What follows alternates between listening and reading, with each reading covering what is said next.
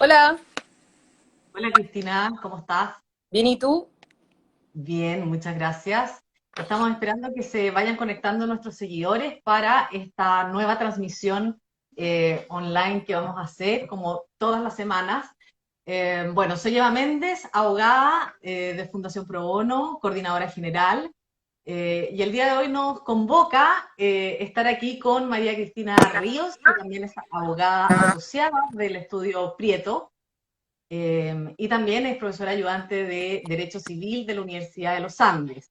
A ver, para los que recién se están conectando, les comento que la Fundación, para quienes no nos conocen, prestamos asesoría legal gratuita a personas o grupos que estén en situación de vulnerabilidad a través de la organización del voluntariado legal de estudios jurídicos y departamentos legales, también de abogados individuales, ¿verdad? Ellos hacen su servicio, dan un servicio gratuito de horas pro bono, ¿verdad? A las personas o grupos que están en situación de vulnerabilidad, tanto personas naturales como organizaciones sociales, fundaciones o asociaciones de participación. Es súper importante que sepan que la Fundación tiene sus canales abiertos, ¿verdad? Pueden ingresar casos a través de nuestra página web www.probono.cl y además de eso tenemos un chat online que funciona de lunes a jueves de 10 a 12 en que ustedes pueden hacer las consultas legales que necesiten, ¿verdad? Porque habemos distintos abogados respondiendo ahí in situ lo que vayan requiriendo o las dudas que vayan teniendo. Contarles además que el día de hoy vamos a hablar de un tema súper importante, que es un tema que si alguien alguna vez o todos nos hemos encontrado frente a ello, y dice relación con qué ocurre cuando fallece una persona, cuáles son las consecuencias legales del fallecimiento. De más está decirles quizás que cualquier duda que vayan teniendo las vayan anotando porque las vamos a ir leyendo para poder ir aclarándolas también en esta ocasión.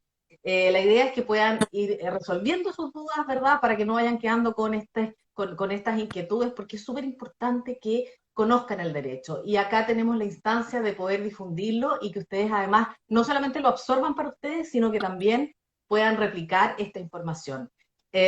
Además de eso, esta transmisión va a quedar guardada tanto acá en nuestro Instagram como también enlazada a nuestra página web, por si después la quieren repasar o la quieren volver a revisar. Titi, ¿te parece que comencemos? Bueno, obviamente ya las personas se están uniendo, nos están saludando, ¿verdad? Muchas gracias por conectarse. Les recuerdo que esto va a quedar guardado para que, si es que necesitan consultarlo de nuevo. Titi, lo que nos convoca. La gente se pregunta, si alguien fallece, si yo fallezco, ¿puedo dejarle mis bienes a quien yo quiera? ¿Libre? ¿A mi vecino, a un amigo, a una amiga? ¿Cómo es eso?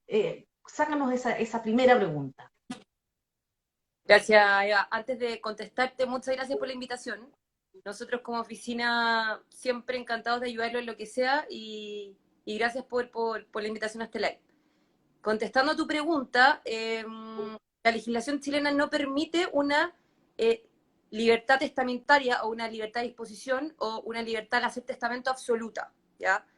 En el fondo, existiendo ciertos parientes o ciertos familiares de una persona, la libertad de testar o la libertad de dejar testamento está muy restringida a mi juicio.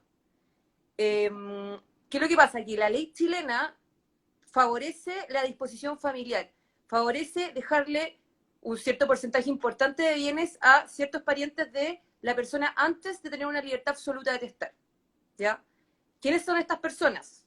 Estas personas son los denominados legitimarios, ¿ya? Que son en definitiva los hijos, que estos pueden compartir personalmente o representados por su descendencia. Aquí el término es un poco técnico, por tanto vamos a dejarlo en descendientes para que la gente entienda mejor, ¿ya? Entonces los descendientes, los ascendientes, ascendiente entendiendo por tal la madre, el abuelo, o el bisabuelo, o los tatarabuelos, de ahí para arriba infinito, y por último, el cónyuge sobreviviente, lo que desde el 2014 se extendió al conviviente civil. Existiendo todas esas personas, está muy restringida la libertad de testar. Por tanto, yo solamente, si es que le quiero dejar algo a mi pololo, por ejemplo, o algo a mi mejor amiga, o a mi mejor amigo, o alguna entidad con personalidad jurídica, solamente puedo disponer de un cuarto de mi herencia, ¿ya? Existiendo estas personas que son los denominados legitimarios. Que una O también comúnmente conocidos como herederos forzosos. Claro, lo que pasa es que el heredero forzoso es un poco más amplio porque incluye a los asignatarios de cuarta de mejora y también los alimentos que por ley se deben a ciertas personas. Pero en definitiva los legitimarios son los importantes porque existiendo estas personas, se restringe absolutamente la torta en la cual el heredero, la persona puede disponer libremente de sus bienes. Perfecto. Y por ejemplo, si una persona está separada de hecho, Perfecto. Entonces, 20 años separada de hecho, ¿de todas maneras el cónyuge o la cónyuge va a heredar?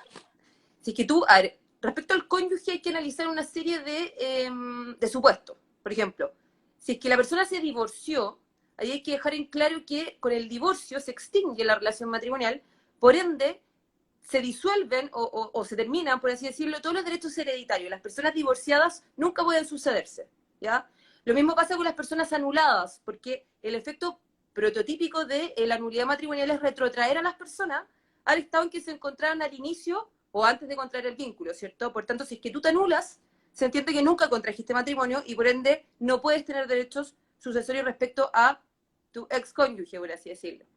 En el caso de la separación ya sea de hecho, es decir, las personas dejan de vivir en un hogar común, o judicial, que es aquella que se pronuncia mediante una sentencia judicial, en principio no disuelve o no pone fin a los derechos hereditarios. Es decir, el cónyuge que se separó de su otro cónyuge sigue casado, perdona, tiene el estado civil de separado, pero subsisten los derechos hereditarios.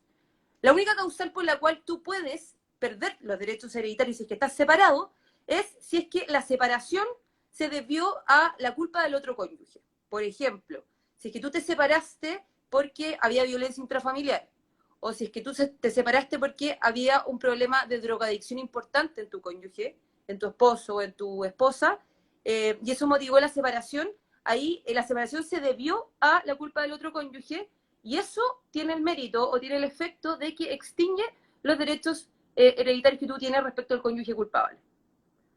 Yo te hablé de la violencia intrafamiliar, te hablé de la drogadicción, puede ser la variedad también, puede ser una infinidad de causas. En el fondo, el estándar que da la ley para que tú te puedas separar por culpa es que constituya, déjame guardarme, una violación grave de los deberes y obligaciones que impone el matrimonio o los deberes y obligaciones que impone para con los hijos que tornen intolerable la vida en común.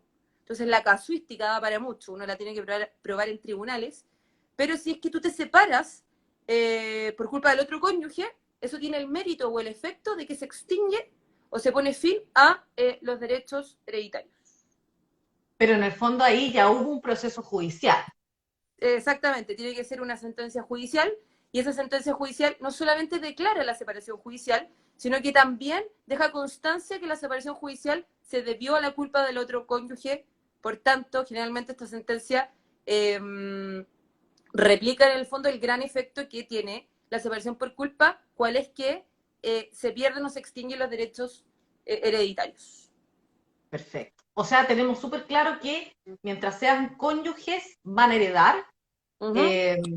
En el caso de la separación judicial, cuando fue por culpa del otro cónyuge, ahí no va a heredar. Y cuando están separados de hecho, solamente, aunque lleven muchos años, heredan de todas maneras. Heredan de todas formas, claro.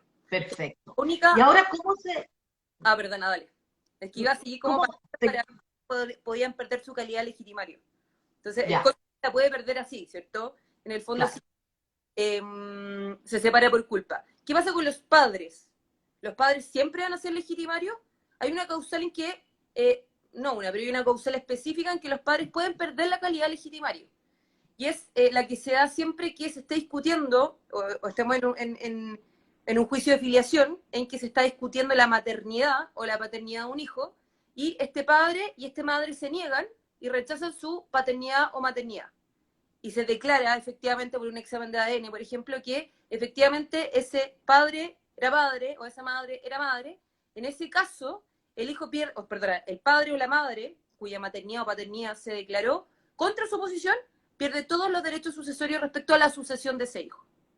Perfecto. Y ahora, respecto a este tema, hay dos preguntas que nos está haciendo nuestro público, ¿verdad? Uno es, ¿qué pasa si es conviviente, sola Ya. a secas? Es ¿Ya? Y la conviviente, pero segunda pregunta Y la segunda pregunta dice relación con qué pasaba si a ver, espérame.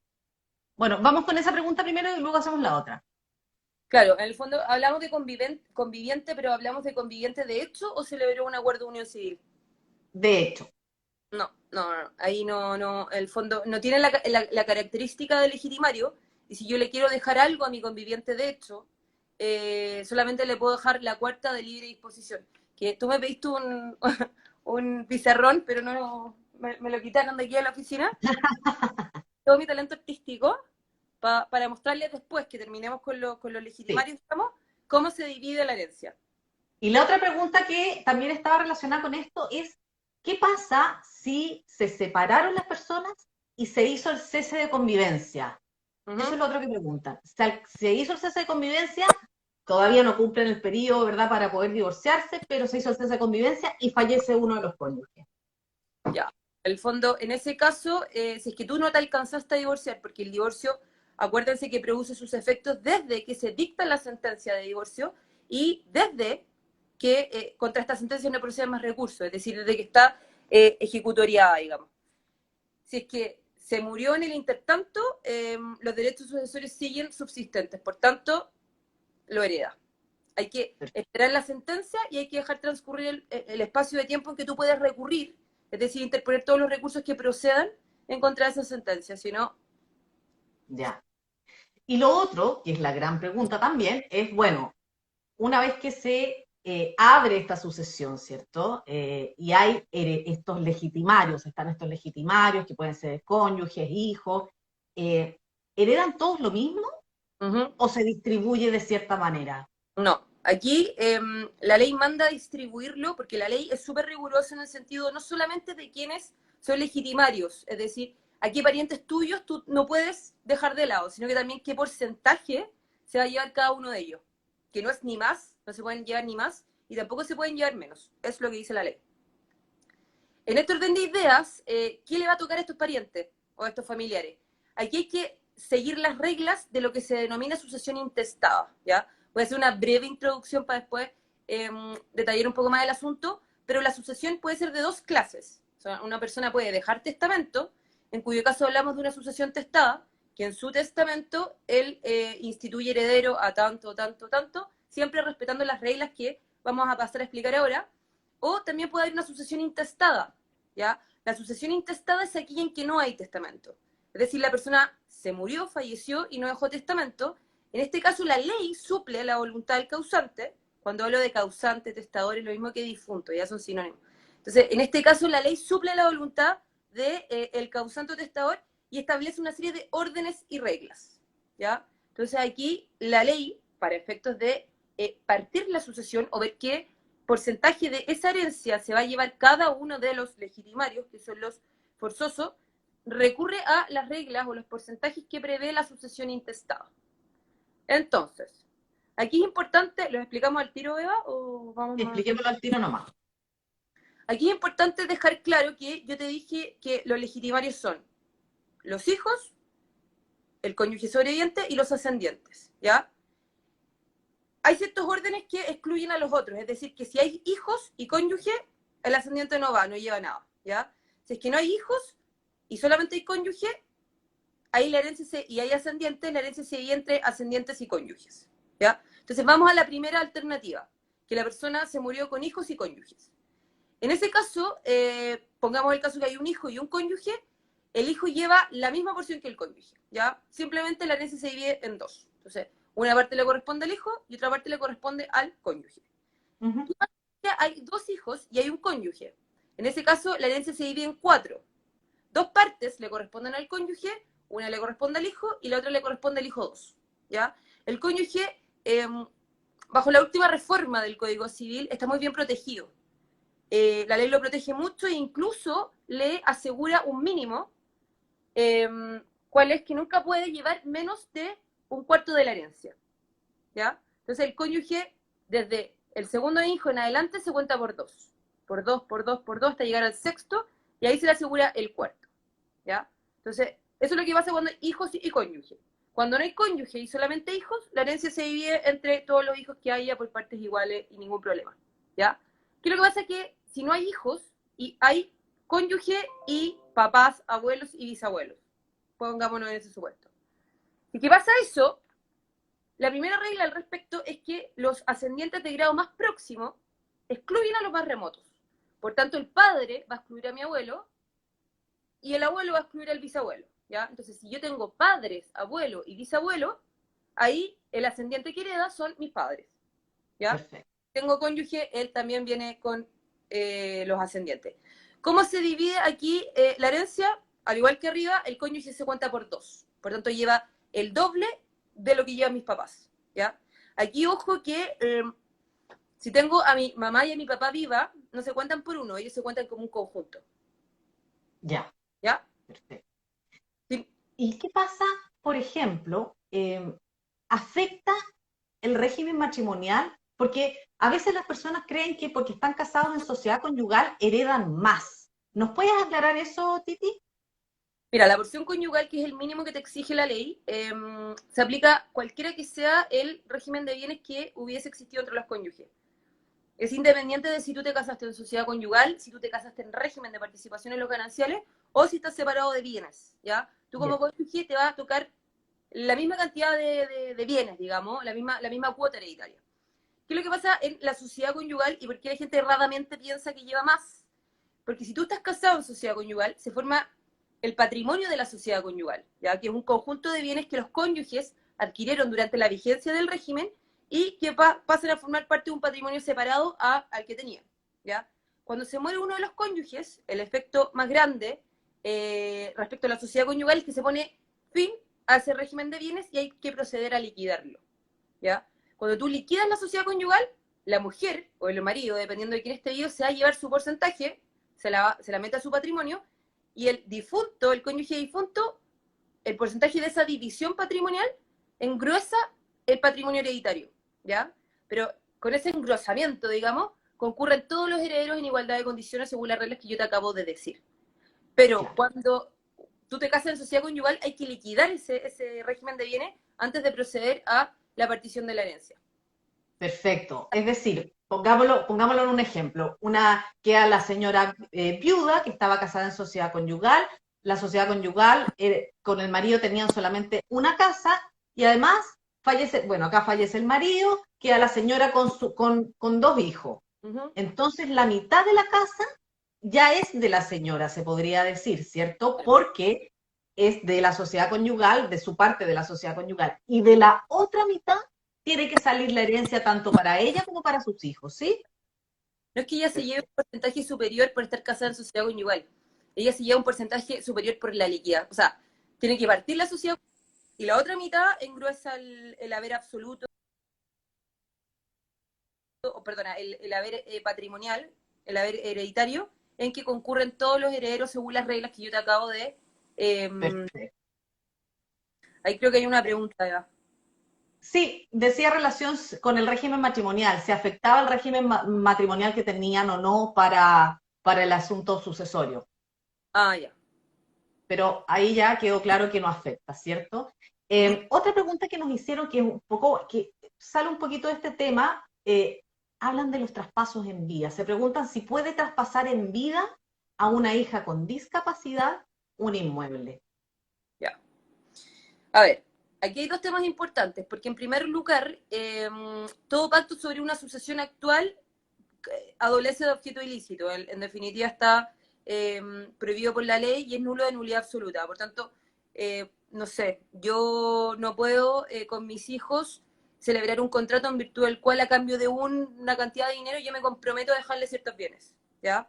O a su vez, yo no puedo celebrar contigo, no puedo celebrar contigo un pacto en virtud del cual yo te voy a ceder la herencia de mi papá que está vivo, ¿ya? Eso no se puede hacer. ¿Qué es lo que se puede hacer? Se pueden hacer donaciones, ¿ya? Pero esto es un poco más complejo y un poco más técnico porque el producto de la donación, una vez que se muere la persona que hizo la donación, se tiene que acumular a los acervos para no privilegiar a un legitimario en desmedro del otro, ¿ya? No sé si lo expliqué muy técnico o... Está bien, lo que pasa es que como se van aplicando al caso concreto, cuando faltan muchos antecedentes, no es posible tampoco dar una respuesta tan certera, es como en términos Claro. generales nomás. Entonces, si esa duda, yo invito a la persona que puso esta pregunta sobre el traspaso en vida, que pueda ingresarlo a través de nuestra página web como consulta para poder hablar con ella por teléfono y ir resolviendo su duda de manera más específica, con más antecedentes. Titi, y ahora cuéntanos un poquito, porque hablaste, hiciste el esbozo, ¿verdad?, de que tenemos una sucesión testada y que también hay Ujú. una sucesión intestada, ¿verdad? Sí. Háblanos un poquito entonces de el testamento en sí mismo, qué es, cómo se hace, quiénes lo pueden hacer. Mira, el testamento, no voy a dar la lata de la definición del Código Civil porque les voy a aburrir, pero es un acto jurídico que es siempre solemne y la gracia del testamento es que es el instrumento en virtud del cual una persona, perdona, se me cae esto, instrumento en virtud del cual una persona dispone de sus bienes. En el fondo, es el instrumento en virtud del cual, o es el instrumento cuyo objeto la persona indica cuál es el fin que van a tener sus bienes después de sus días. Plasma su última voluntad, digamos, ¿ya? Las características principales del testamento podemos decir que es un acto jurídico que es siempre solemne, ¿ya? Que son las solemnidades en materia legal. Las solemnidades son una serie de formalidades que se tienen que cumplir para efectos de que el acto tenga validez, ¿ya? El testamento siempre es solemne, algunas veces más solemne, algunas veces menos solemne, pero siempre es solemne, ¿ya? ¿Por qué es solemne? Porque el legislador o la ley lo ha querido revestir de estas formalidades por la trascendencia jurídica que implica la muerte de una persona, ¿ya? Y es súper importante el cumplimiento de cada una de ellas al pie de la letra, porque si no ese testamento va a carecer de validez y nos vamos a ir a las reglas de la sucesión intestada. ¿Ya? Perfecto. ¿Y esas solemnidades se traducen en qué? Sí. Notaría, cierto número de personas. El otro rasgo importante antes de pasar de la solemnidad que me gustaría destacar, en definitiva, es que el testamento es siempre el acto de una persona. Cuando hice la práctica, llegaban, por ejemplo, matrimonios que me decían que querían ellos testar en un único testamento. Pero el testamento es un acto personalísimo y de una única persona. En el fondo se prohíben lo que en derecho se denominan los testamentos mancomunados. Por ejemplo, dos personas que están casadas no pueden hacer un único testamento, o yo no puedo ir con mi hermano o mi pololo a hacer un testamento, ¿ya? El testamento es personalísimo y de una persona y no admite representación. Tiene que ser la misma persona la que tiene que hacerlo. Y lo otro que te quería comentar respecto al testamento, que es muy importante, es que yo te dije que el objeto esencial de un testamento es la disposición de bienes, ¿ya? Plasmar la voluntad del testador para ver qué quiere hacer con sus bienes después de sus días, pero no es el único objeto, porque pueden existir testamentos en que no hayan disposición de bienes, sino que hayan declaraciones. Por ejemplo, se puede declarar un hijo, se puede reconocer un hijo en un testamento, se puede reconocer una deuda en un testamento, etc. Y eso también sigue siendo testamento. Perfecto. Eso quería decir. ¿Y el testamento se puede hacer una pura vez en la vida? No, rasgo ¿O importante esencial del testamento es que es esencialmente revocable, ¿ya? En el fondo yo puedo hacer cuantos testamentos quiera en la medida que los vaya revocando. Si es que no lo revoco, claro, vale el testamento que todavía sigue rigiendo, que es el no revocado. Yo tengo que revocar expresamente el testamento para que pierda su vigor.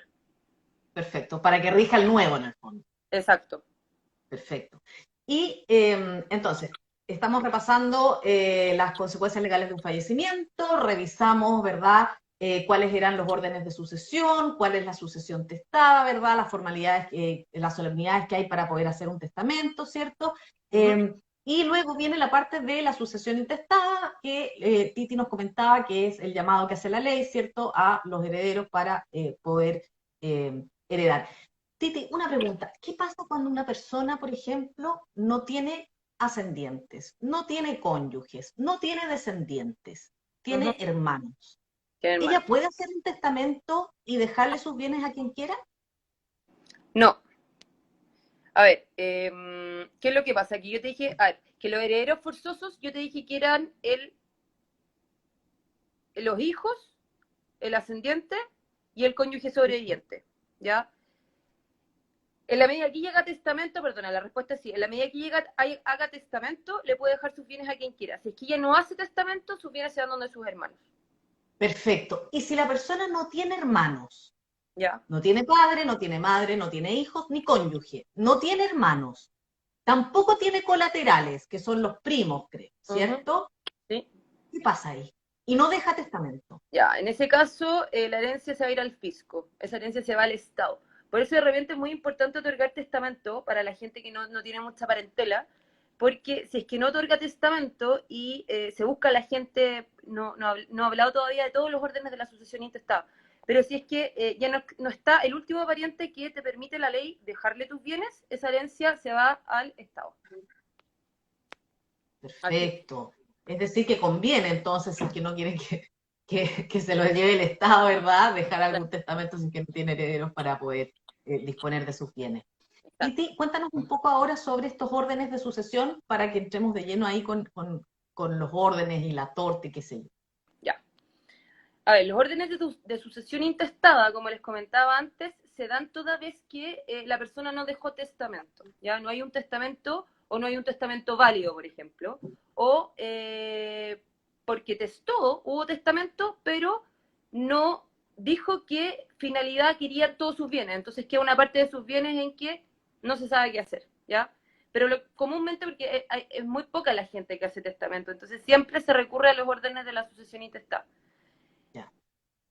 ¿Cuáles son estos órdenes? Primero hay que decir cuáles son los parientes que la ley, porque como yo les decía, cuando no hay testamento, lo que se hace es que la ley interpreta, traduce la voluntad del testador y llama a ciertos parientes a suceder a este causante o a este difunto intestado. Primero, ¿quiénes son estos parientes? En primer lugar, los descendientes. Después viene el cónyuge sobreviviente, que ya hicimos toda la distinción. La distinción. También el conviviente civil, es decir, el que celebró el acuerdo de unión civil. En tercer lugar, los ascendientes. En quinto lugar, los hermanos.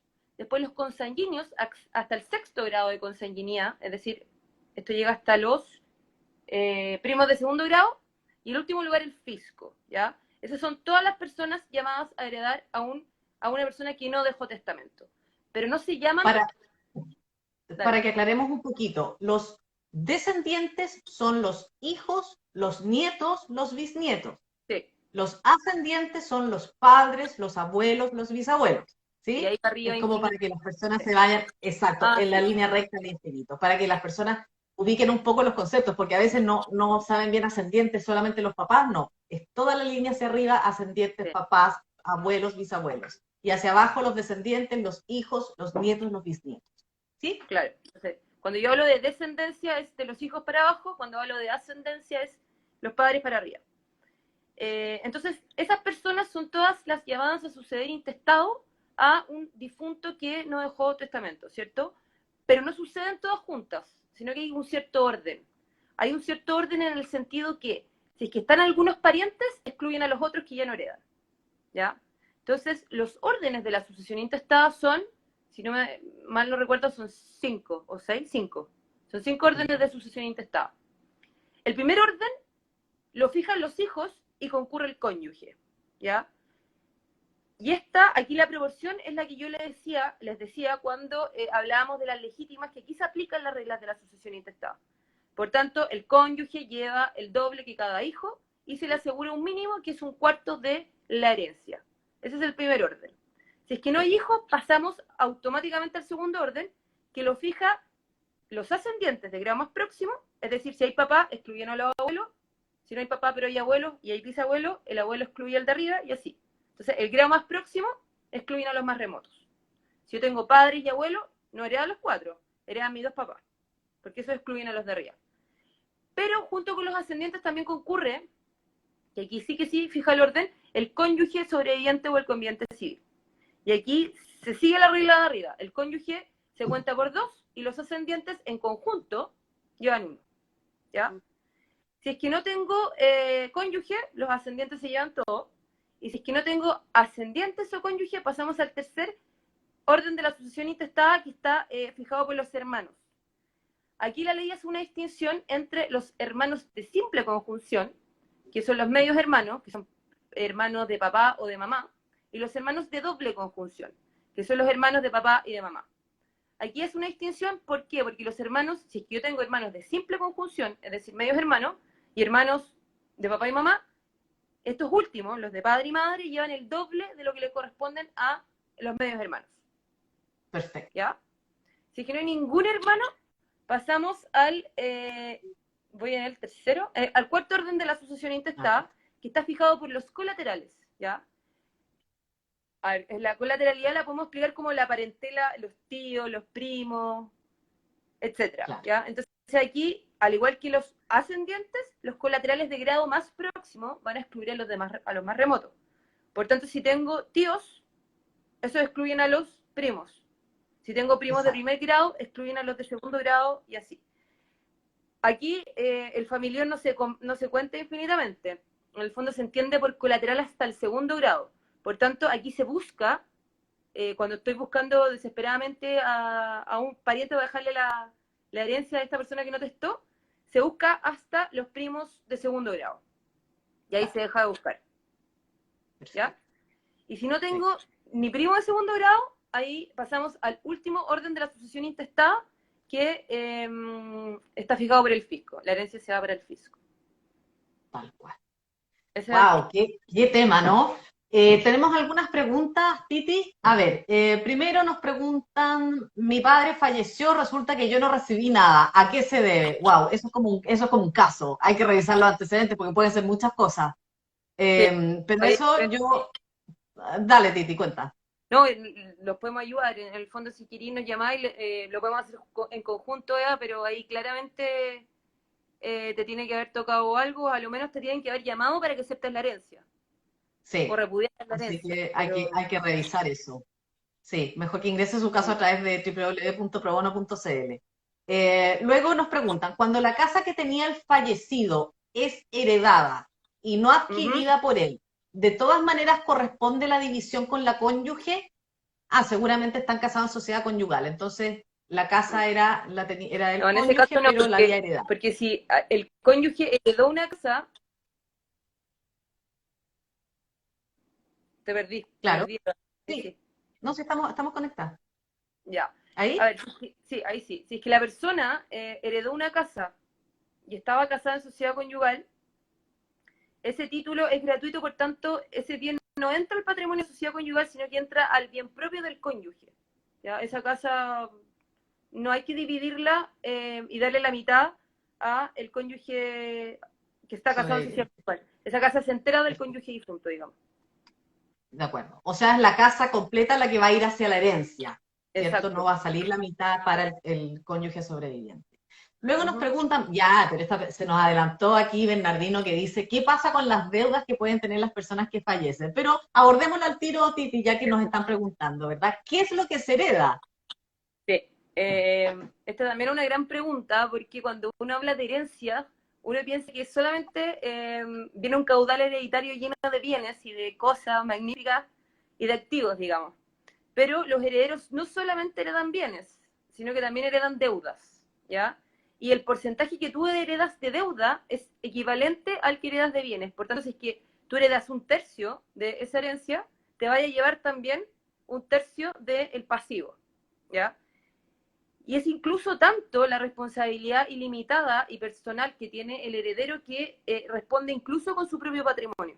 Por tanto, si es que los bienes de su cuota hereditaria no alcanzan para pagar la totalidad de las deudas, los acreedores hereditarios, que son los que tenía el difunto en vida, pueden recurrir incluso al patrimonio propio que tiene ese heredero, ¿ya? Eso es lo que en latín se denomina responsabilidad ultra vires hereditatis, más allá de las fuerzas del caudal hereditario. Ahora, ¿cómo puede una persona limitar esta responsabilidad ilimitada que conlleva el ser heredero? Hay un beneficio que se denomina beneficio de inventario, ¿ya? Que tiene la gracia o el efecto de limitar la responsabilidad del heredero por las deudas hereditarias hasta el valor total de los bienes que hereda, ¿ya? Por tanto, si yo heredé bienes en un valor total de 10 millones, eso es el límite de mi responsabilidad con las deudas, ¿ya? Perfecto. Con mi patrimonio, digamos. ¿Aló? Ahí sí. Ahí, Ahí sí. sorry, estoy ahí. no respondo con mi patrimonio propio en la medida que yo acepte con beneficio de inventario. Ahora, para aceptar una herencia con beneficio de inventario hay que tener cuidado porque este beneficio se tiene que invocar expresamente cuando uno solicita la posesión efectiva, que ya vamos a ir un poco más adelante a lo que implica esto, se tiene que invocar expresamente, uno tiene que aceptar expresamente con beneficio de inventario y esto, la instancia procesal para hacerlo o el trámite es cuando uno solicita la posesión efectiva, ¿ya? Y es importante también que uno no haga acto de heredero antes de hacer un inventario, porque si, no obstante, yo acepté con beneficio de inventario expresamente, pero yo hago acto de heredero antes de hacer el inventario, pierdo este beneficio. Perfecto. También nos preguntan, mira, Daniel nos dice, si no se revoca el testamento anterior, ¿se entienden revocadas las cláusulas incompatibles con el Nuevo Testamento? Si no se revoca el testamento, no. No, porque si tú no revocaste un testamento anterior, se entiende que el testamento subsiste. No, tiene que Ya, haber una revocación expresa. Eso es lo que ha dicho la jurisprudencia. perfecto. Otra Entonces, pregunta, ¿los siempre si es que ahorros tú haces un testamento previsionales? posterior, ¿Cómo? dale, no te... No, si es que uno hace un testamento posterior, la primera cláusula tiene que ser que se revoque expresamente el testamento, bla, bla, bla, bla, bla. Ya. Los Esa ahorros es la previsionales recomendación. es obligación dejárselos bajo el orden establecido por ley. ¿Uno puede hacer un cambio y decidir a quién dejárselos? Buena pregunta, súper buena. Mira, ahí tendría que estudiar el tema porque no me acuerdo de memoria. Esa es una pregunta No, para no hay usted al problema. rey. Ya, Pero se las le vamos a contesto invitar a Maida entonces a que ingrese su consulta o lo haga a través del chat de la fundación para poder resolvérsela. No, pero Luego, yo le pregunto a Raven y cuando tú dejes el video arriba, yo ingreso la respuesta. perfecto, Bernardino nos pregunta, ¿qué pasa cuando el único descendiente es un sobrino? ¿Hereda? Sí, hereda por el cuarto orden de la sucesión intestada, según acabamos de explicar. Perfecto. Lo que nos queda ahora que es súper importante. Cuando la persona fallece con testamento y sin testamento también, ¿verdad? En las dos situaciones, ¿qué tienen que hacer los herederos? ¿Cuáles son los trámites que tienen que seguir para poder el día de mañana obtener, ¿verdad?, estos bienes que les heredaron?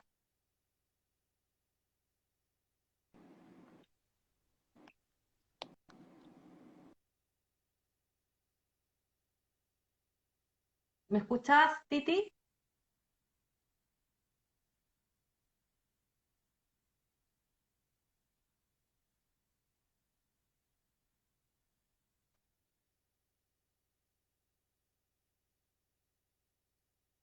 Parece que estamos con problemas de conexión.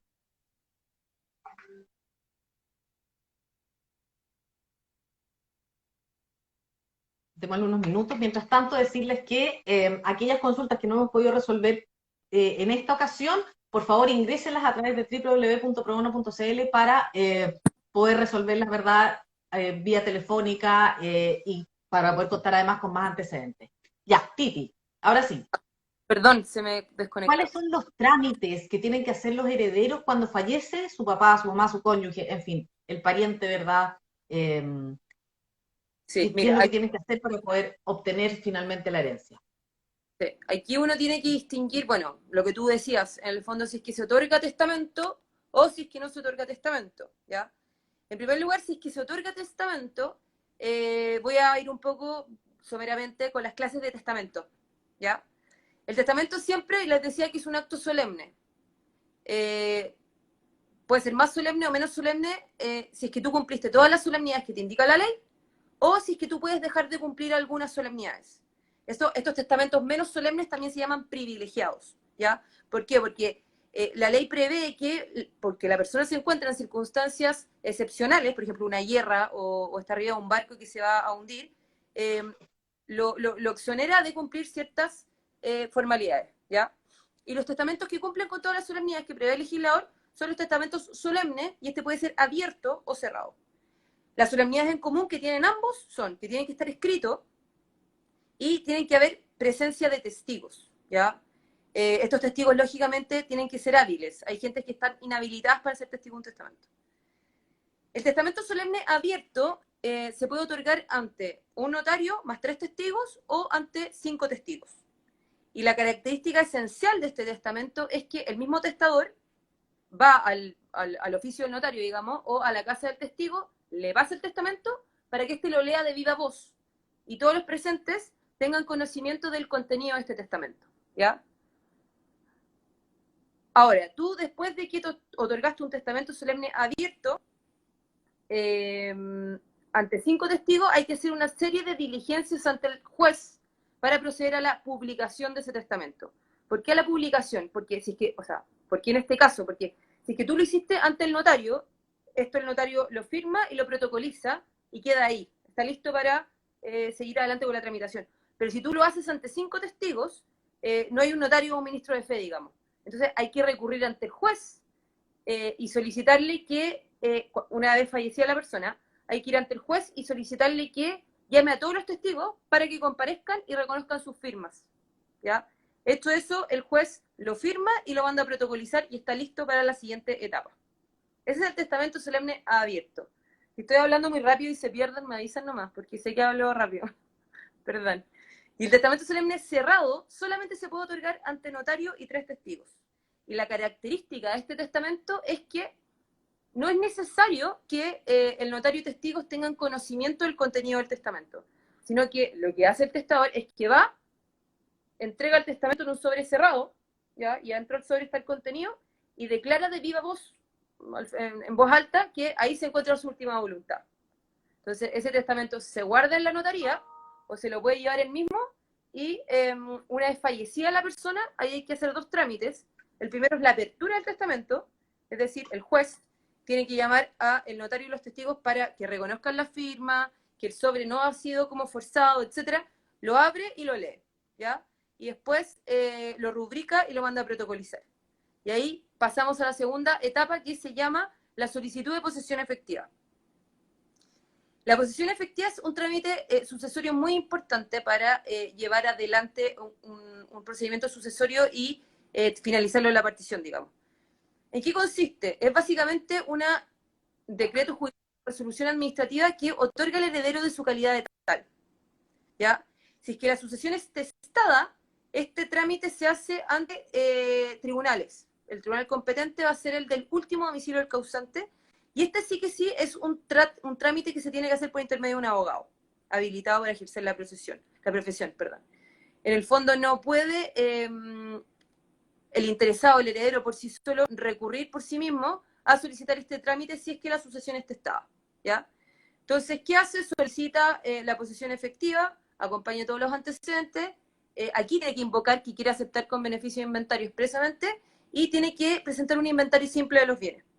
Acto seguido, lo que hace el tribunal es que oficia al Servicio Nacional de Registro Civil para que vea en su registro que hay otro heredero, ¿cierto? Si es que en el fondo hay más personas inscritas cuyo padre sea el difunto, o cuyo hermano sea el difunto, etcétera, dependiendo de tú cómo lo hiciste. Con la respuesta del Servicio de Registro Civil, ahí el tribunal está en condiciones de emitir el decreto de posesión efectiva. Este decreto acto continuo lo que se hace es que se publica por 3 veces en un diario de circulación nacional. Luego esa publicación, el tribunal lo manda al servicio de impuestos para que vea si es que esta herencia está afecta al impuesto a las herencias y donaciones, que es un impuesto que generalmente tiene que pagar toda herencia. Y si quieren hablamos un poco de eso. Este es un impuesto que no grava la masa hereditaria entera, sino que es un impuesto que grava cada asignación, ¿ya? En el fondo, cada heredero, dependiendo si es padre, abuelo, hijo, cónyuge, tiene que pagar un impuesto a su asignación, a su tercio, a su medio, a su quinto. Y este impuesto va bajando, es decir, es más barato, o es menos, mientras tú tengas un mayor grado de parentesco con el difunto. Entonces, va a ser más barato si es que eres hijo a si es que eres sobrino, ¿cachai? Entonces, en la medida que te vaya alejando de parentesco, es más caro. No me sé los aranceles, pero pueden consultarla, digamos, en la página del Servicio de Impuesto Interno. Entonces, la instancia donde se paga el impuesto de herencia y donaciones Y una vez pagado ese impuesto, tú tienes que inscribir el decreto de posesión efectiva en el conservador de bienes raíces junto con el testamento. Y una vez hecho eso, puedes disponer de consumo de los bienes muebles que conforman la sucesión. Ya. Ese es el caso entonces del testado, cuando la sucesión es testada, ¿verdad? O sea, tienen que hacer la posesión efectiva, pero se hace ante los tribunales civiles, ¿verdad? Del último domicilio del causante. Luego de eso, se paga el impuesto a la herencia. Luego que se paga el impuesto a la herencia, se va al conservador de bienes raíces a hacer la inscripción especial de herencia. ¿Sí? Donde las propiedades o los inmuebles de la sucesión van a quedar a nombre de todos los herederos. ¿Sí? Sí. Uh-huh. Eso es la fase testamentaria. ¿Y qué pasa con la sucesión intestada? ¿Cómo son los trámites?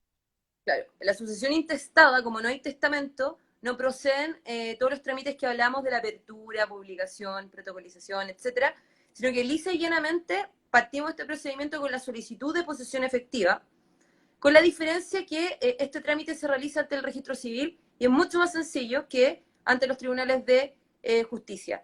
Este trámite cambió con la ley 19.903, que ya no me acuerdo el año, creo que fue el 2004, porque antes todas las posesiones efectivas eran conocidas por los tribunales y esta ley lo que hace es distinguir si es que este estado o es intestado.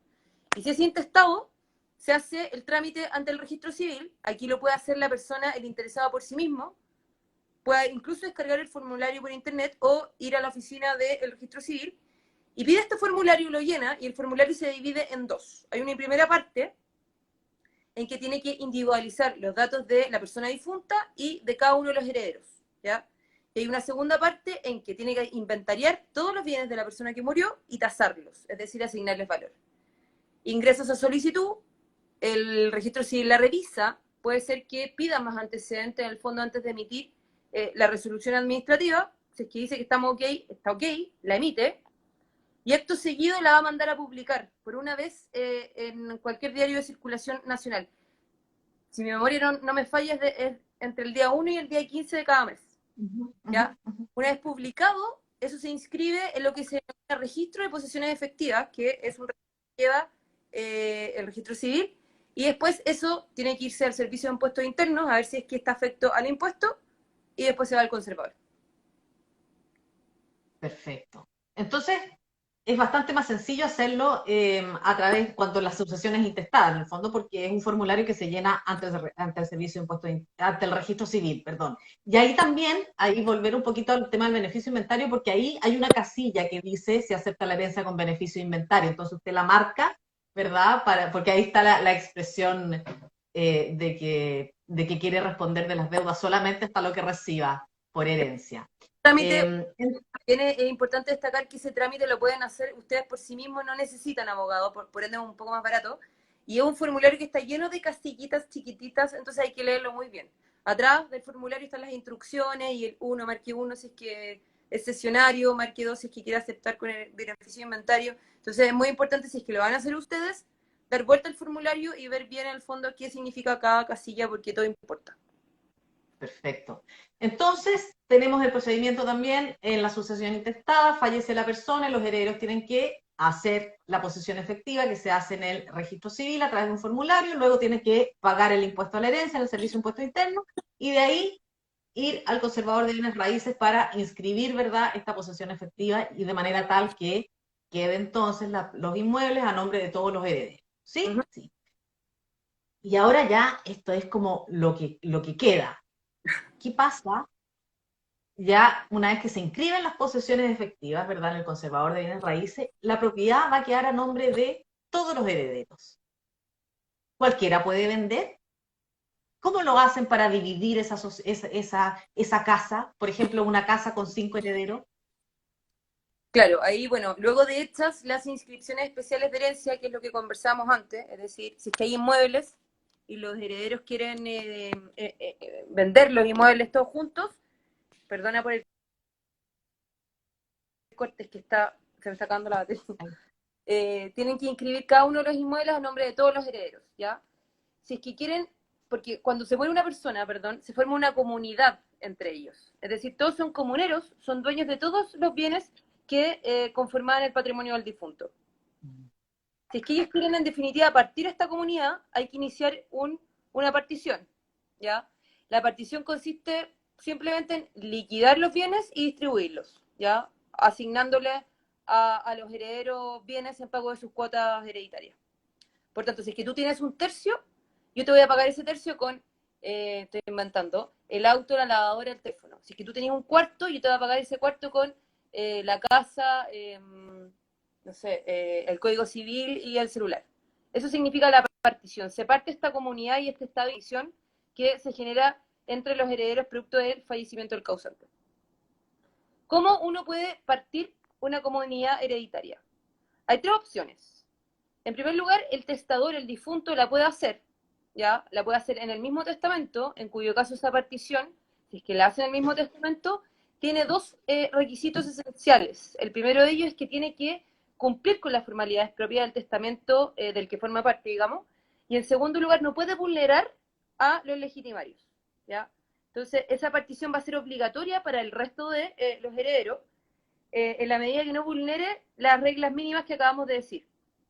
Los dos tercios, los dos cuartos para el cónyuge, el cuarto para el primer hijo y el otro cuarto para el segundo hijo. Y también la puede hacer por un instrumento separado por acto entre vivos, y aquí el fondo se discute y la doctrina ha discutido si es que esto tiene que estar por escritura pública o puede ser instrumento privado, da lo mismo eso, pero lo importante es que la partición del testador va a ser obligatoria en la medida que no vulnere y que no viole las legítimas, ¿ya? Uh-huh. Es que el testador no la hizo, la pueden hacer los coasignatarios de común acuerdo. Pero esta va a ser válida en la medida que todos estén de acuerdo. Basta con que uno no esté de acuerdo para que esa partición tampoco tenga efecto, ¿ya? Entonces, lo que se recomienda siempre es llegar a un acuerdo entre comuneros, porque la tercera forma, que es la que voy a explicar ahora, es el juicio de partición. Y este juicio de partición, se lleva a cabo ante un juez árbitro, y el procedimiento es muy engorroso, es muy lento. El árbitro, por regla general, tiene 2 años desde la aceptación del cargo para ejecutar su cometido, pero este periodo se puede prorrogar, es decir, se puede ir suspendiendo, y estas suspensiones pueden ser infinitas, es muy caro, porque los árbitros per se son caros. Lo mejor y lo más recomendable es que la partición se haga de común acuerdo por todos los coasignatarios. Pero ese acuerdo, lo difícil es que tiene que ser unánime. Es decir, no pueden haber personas que se opongan. Perfecto. Wow, qué interesante, ¿no? Y muchas personas a veces se quedan en estos estados así por mucho tiempo, que la propiedad está a nombre de todos, y se quedan en estas situaciones, de hecho, por mucho tiempo, sin resolver, sin cerrar estos ciclos. Lo mismo las personas que se separan, ¿verdad? Dejan pasar mucho tiempo antes de divorciarse y finalmente se van cerrando procesos, y eso además va a afectar todos los temas legales. Es súper importante que las personas, si se separan, pase cierto tiempo, se divorcien, porque son ciclos legales también que se van cerrando. Hay consecuencias legales si no hay un divorcio, como por ejemplo que el cónyuge va a heredar, por ejemplo, y cuando se separan, lo lógico es que no quiera que el otro herede. Lo mismo ocurre con estas situaciones, ¿verdad?, de estar en indivisión, de ser todos dueños de un inmueble, ¿verdad?, y no se ponen de acuerdo para venderlo, por ejemplo, ¿cierto? El juicio de partición, como dice Titi, es un juicio caro, es un juicio muy largo, donde una parte se tiene que tramitar en el juzgado civil para que el juez civil designe el árbitro muchas veces. Luego el árbitro tiene que asumir el encargo y cobra el árbitro, tienen que pagar abogados, tienen que pagar el árbitro, tienen que pagar el ministro de fe de las actuaciones del árbitro, que por lo general es un notario, tienen que pagar tasador. Entonces la verdad es que siempre se aconseja que traten de vender de común acuerdo las partes. Tenemos otra pregunta. Nos dicen, si no reconozco la herencia, ¿igual tengo que asumir la deuda que dejó el causante? No, no. En el fondo, a ver, los momentos, se muere el causante o se muere el difunto, ahí se produce la apertura de la sucesión, luego se produce la delación, y desde ahí uno puede aceptar o repudiar. Si uno repudia la herencia, esa masa acrece al resto de los legitimarios. Pero si yo repudio, no soy heredero, y consecuente con lo cual no asumo ningún tipo de deuda. No tengo bienes y tampoco tengo deudas. Perfecto. Otra pregunta, dice, ¿qué ocurre si mi hermano hace la posesión efectiva y no me incluye? ¿Quedo fuera de la herencia? No, no. En el fondo, si es que no te incluye, ahí el trámite es que se hace una modificación de la posesión efectiva y ahí ella la incluyen como heredera. En el fondo se puede Perfecto. modificar la Y posición la última efectiva, se pueden hacer pregunta también. acciones, perdón. ¿Cómo? No, que No, iba a decir que se repite. pueden hacer muchas adiciones o supresiones o eliminaciones a la posición efectiva, se pueden ir dando en el tiempo, porque pueden aparecer bienes, pueden aparecer herederos, etcétera. Perfecto. Y la última pregunta nos dice, ¿cuánto demoran los trámites de posesión efectiva, servicio de impuesto interno, conservador de bienes raíces? Yo creo que esto dice relación si es testada o si es intestada también, con ambas situaciones. Sí, mira, el periodo de tiempo es súper relativo. Si uno es Mateo y presenta todos los papeles al tiro y es una sucesión relativamente sencilla de una persona que, no sé, tuvo un matrimonio y no 7, y tuvo 2 hijos y no 10.000 y no tiene repartidos por el mundo, va a ser relativamente sencillo. Todo el trámite, no sé, no me atrevería a darte un estimado de tiempo exacto, pero menos de un año. Pero hay sucesiones que son bien complejas, que tienen hijos dispersos por el mundo, entonces eso hay que buscar a todos para avisarles, para ampliar la posesión efectiva. Eso es Claro. más moral. Lo más rápido Más- es cuando uno ya paga el impuesto de herencia y quiere ingresar al conservador de bienes raíces, ahí eso es lo más rápido, porque ya está Perfecto. listo.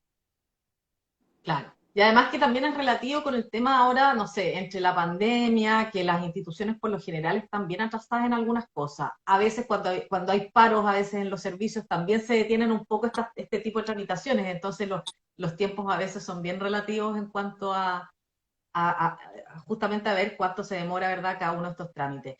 Titi, yo creo que no, parece que no hay más preguntas. Yo te quiero agradecer.